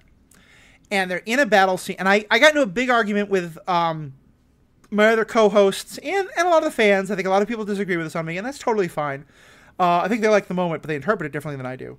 But they're in a battle, and it looks like they're in real trouble. And I hold that he doesn't do this. I think they get killed, which is part of why I'm okay with it. He uses the Force to take basically mind control or body control of a person of an Imperial who's piloting an AT-AT. Right. And he basically like forces him to first shoot the other soldiers that are theoretically on his side, and then to like take the walker off a long cliff that's going to destroy the walker and the pilot himself. And it's very much shown as a dark side power, and I think it is. It is like robbing this person of agency. It is, you know, forcing someone to kill their buddies and kill themselves. And war is hell. Right. And I believe to some extent, I do believe like there are things you don't do in war, like, you know, killing civilians and stuff like that. But to me, like, if you're trying to kill someone and they're trying to kill you, and you find a way to stop them killing you and it kills them, I'm not going to lose too much sleep about what the exact morality of it is if there's not, like, collateral damage or stuff like that. And I really like that Ezra does that, and that it is clearly a kind of dark side moment, but in the show he kind of feels bad, but there's still some sense of, like, that's what I had to do in that moment. And so, yeah, it is one of my favorite moments in Rebels. Yeah, I'm with you on this one. Like, I would mind control a lot of people in a war. Like, I think the idea that, oh, you shouldn't do that. You should just shoot at them to kill them. Like, what? Yeah. Like, I mean, personally, I would be like, if there's any way of mind controlling them so they just stop shooting at me, that would be my first choice, right? Mm-hmm. You know? And, I mean, I agree with you. Like, yeah, don't kill civilians. To me, that's like, I mean, it is a part of war, but it's not, it's like, it's something else, you know? Yeah. But, like, when you're engaging enemy combatants, the idea that, like, I don't know, I think we could do a whole episode on mind control, you know, and, but, like, the idea that, like, if it was okay to shoot them, then I feel like it's definitely okay to mind control one of them to shoot the other. Like, get out of here. I don't know. And I will say, before a bunch of fans come after us, there are different interpretations of this moment. Could be mind control. Another version is that it's basically a puppet, and the way, like, you can use the Force to manipulate objects. He's basically, like, using the Force to manipulate the hands of the controller. Right. I think that's an interesting question, but I think it comes out the same way to me. Like, you're denying a person agency and forcing them to do things they wouldn't do, including unaliving themselves. Right. And it's intense, but yeah, to me, like, I very rarely am going to be okay with that, but I still am not like, oh, that's great. But yeah, if someone's trying to kill you and you think you need to kill them and you're doing good things, yeah, I'm okay with it. Yeah, just be right about whether or not you're doing good things, you know? I mean, yeah, that's. But yeah, I think I mean, it's kind of like Anakin in Clone Wars, where it is this like, well, these are powers, right? How are you using your powers? Like, is a blaster dark side? Like, it's, I think that's that whole arc, which continues, right? The whole kind of Maul arc of Ezra sort of toying with the dark side, playing with it, and being like, well, what if this can, teach us things? My last moment of, well, there's something else I could have mentioned, but like, well, you have one more, right? I have one more. Yeah, I'll just say further on that. Yeah, they continue exploring this idea of Ezra playing with the dark side, and it's, I think in general, one of my favorite parts of the Rebels is that, I mean, Yoda would think Kanan Jarrus is a horrible Jedi. Right. Like, he has a lover, and he has a kid with that lover eventually. Like, he has attachments all over the place. Yeah. And to me, a lot of Rebels is like, maybe Force users can actually do really good things when they don't do the things that, the Council was saying they had to do. For sure. So my last moment, and I think this moment it's important to me for what it represented. And it's also in that episode, Steps into Shadow. And it's when my absolute favorite character from the Star Wars books first appears. It's when Thrawn, I think it's intentional, literally steps out of the shadows. Yeah. Grand Admiral Thrawn is this amazing character from the books. He was first written in Legends, and then he's been rewritten in the canon. And I think he appeared before he'd been rewritten in the canon, but I don't know the timeline there. But this was we talked before about how great it was, for me at least, when like Bo-Katan shows up in live action and like things from animation show up in live action. This is kind of like that happening on another level. Yeah. Because this is the first time that something from the books, and really from the Legends books, which Disney had thrown them all out. A lot of fans were very angry about that. And some even think this Thrawn isn't the same as the one in the books. It's not, but I still, it to me was such a great moment of saying, look, we are going to pay attention to our history. We're going to pay attention to the written books. Those aren't meaningless. And we're taking this character from Legends, the thing that you all think we forgot about, and bringing him into the story. And I think, even if you've never read any of those books, I think Thrawn is a fantastic antagonist over these next 2 seasons. But for me, especially as someone who loved him so much from the books, I mean, I literally cheered when I saw him come on screen. So it's number 8 on my list of moments, but it's still up there. Yeah, I really enjoyed Thrawn as a character. I had heard about him before I saw him in Rebels. Right. And I do really appreciate them being like, yeah, we are going to draw from, the decanonized books, basically. Yeah. Right. And I don't care that much about canon in and of itself, but I do think look, if you have a great story somewhere, you have a great character somewhere, use them, right? Yeah. And also, when you have a beloved character, right? Make people happy. And I remember when we watched the Ahsoka episode of Mandalorian, he gets name dropped, and I remember you were so excited. I was like, well, that definitely wasn't the highlight of the episode for me, but but I appreciate that, that was for some people and that was a high bar, because that was a great episode, and it was it was a promise, basically, that well, we told you we're doing an Ahsoka show. Here's Ahsoka, and she's talking about Thrawn. So who's going to show up in the Ahsoka show? Well, looks like Lars Mikkelsen. I think. I really hope he's cast, because he's a fantastic live action actor and was so good at the voice of Thrawn. Yeah. I just really hope they don't try to do live action space whales. We don't need that. I think they will. I'm almost sure that they will. I mean, it'll just be CGI. But I don't think they'll be on screen with a bunch of people very often. I think it's probably true. I think it'll be a quick, here's what happened to them, here's how they came back. Right, yeah. I love the space whales, though. As much as the whole thing is super ridiculous, I do great. Enjoy that. I just watched that episode again where they rescue them on the gas planet, and it's just so good. Yeah. I have one sort of stray moment and then one kind of paying off things moment. Go for it. The stray moment, it's more of an episode, or I think it's a single episode, and then he shows up again later. But AP5, who's the Imperial inventory droid, I think, right? Who basically gets turned by Chopper. And is like, why am I working for the Empire? And I just really enjoyed that like droid episode, and I often do, and I liked that like Chopper made a droid friend, and wait, was that the episode? That's the episode where Chopper like gets a new leg, right? I think so. That's like the plot, which I also enjoyed. Chopper is. It's funny to me that I don't have any Chopper moments because it was so hard to lower it to top 10.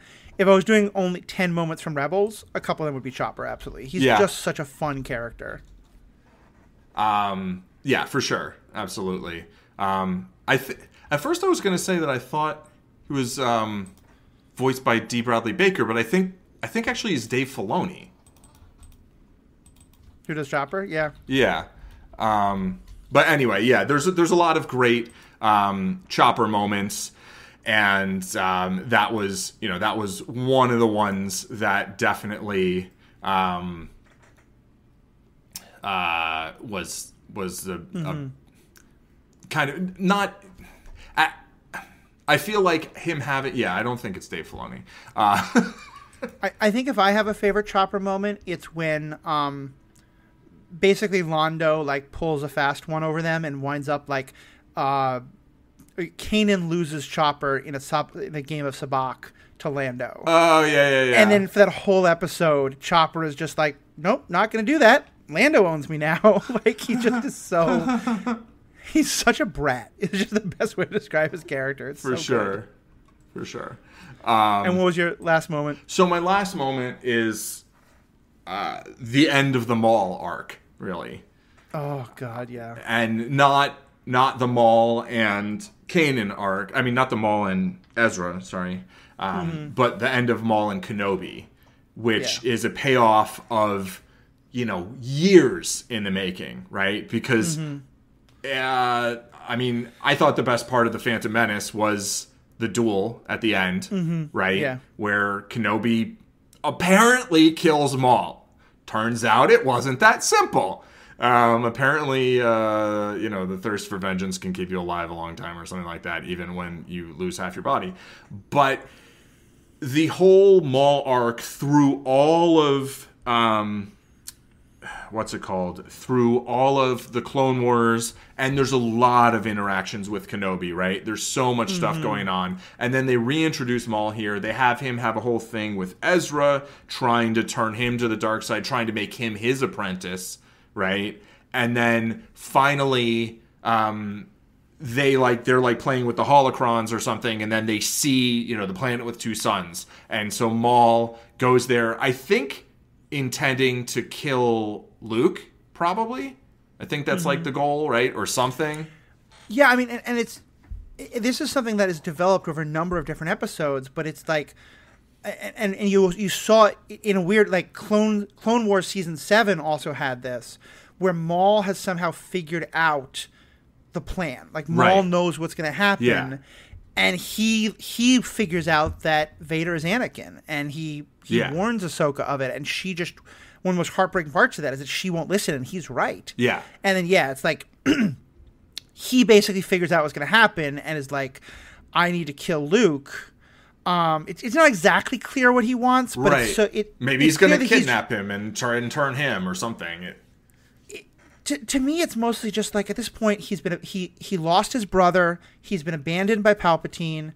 He's been abandoned by Dooku. He never really had Dooku, but like he has no one left. And in some ways, it's that like, his connection to Obi-Wan is like the most important relationship in his life. Yeah, and they're like.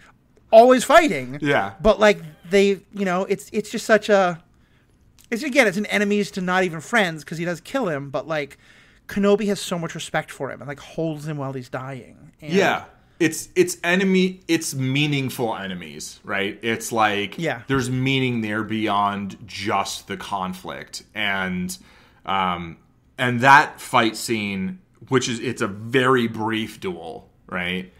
the choreography is it references so many things, right? And I think he ends up, he he's got like a certain stance, then he's got the classic Obi-Wan stance, and then he goes to, I think, what Qui-Gon did, right? In the first one, and kind of, because he knows what Maul's going to do against that, but then he has a counter. Yeah, Maul uses the same move that he used against Qui-Gon, but Obi-Wan's ready for it. Right, exactly. And, and I just... the way it's shot, it's at night in the desert, and, they all lit up by the glow of lightsabers. Mm-hmm. It's just... to me, it's a really great cap to the story of, like, Maul and Kenobi, basically. Yeah. Agreed. And I will... This one, I don't think is actually in the story the way I do think that you could read Zeb and Kallus. But I will say that that's an episode that launched 1,000 fan fictions. Right. There's a lot of people who want to see that as enemies to lovers. And I think, like, Obi-Wan flirts with people he's fighting a lot. Like, some of the interactions with him and Maul are definitely there. They're definitely there with him when him and Ventress are fighting. Like... At one point in the book Dark Disciple, this is fairly early on, forgive me for spoilers of just one little conversation, but I think I've told you this before, Paul, with your permission. Yeah. Excuse me. And Obi-Wan is telling someone how to get close to Ventress. And he says, it's important. Banter is important. When we were fighting, we would do this kind of... And the guy says, did you flirt with her while you were fighting? And Obi-Wan's like, well, yeah, kind of. Yeah, it's... So, the word flirting is funny because, I feel like in the generally accepted interpretation, there is, a certain sort of, sexual or romantic connotation. But at the same time, I think, the things that you're talking about are also, there's, a playfulness, Yeah, I think that's more, I don't think Obi-Wan is attracted to either of them. Right. In that way, but I think that it's a playfulness that has that kind of energy to it. Yeah, and that honestly that resonates with me. Just from having fought my friends a lot in Taekwondo, and but also other games that happens in poker. It happens. It can happen in chess. Like any kind of game, there can be a sort of a banter and a playfulness and it, it's interesting when it's you're in a life or death duel, or usually that most of them are draws, but and some of it with Ventress is suggestive. Sure, I think some of that in a way it doesn't necessarily with Maul, but right. it's all playful. So I think that's about where we can wrap up in terms of animated moments. We've gone a good long while. Is there any kind of last comments or last moments you wanted to mention? No, we covered everything I had written down, and I mean, there's so many great moments throughout the hundreds of episodes of animated series that exist. I don't think either of us really watched Resistance. I was going to say, I do think it's noteworthy that we had nothing from Resistance because neither of us really watched it. I watched a couple of episodes. Yeah. I think you watched one or two. And I don't want to slam on Resistance. I know it has its people who like it. Mm-hmm. There's been this trend on TikTok recently of people ranking their favorite. Sorry, there's been this trend on TikTok recently of people ranking all the different Star Wars TV shows, both animated and non. And we talk a lot about how divided Star Wars fandom can be. Like you mentioned, some of these movies are going to get very strong opinions that very much disagree with each other. As far as I can tell, the one thing that I won't say all, the one thing that the overwhelming majority of Star Wars fans agree on is that Resistance is their least favorite show, or they just haven't seen it. Yeah. And I think it's hilarious. I think if you didn't watch animation, but you listen to people talk about animation, I think it'd be very easy to forget that Resistance exists. Right.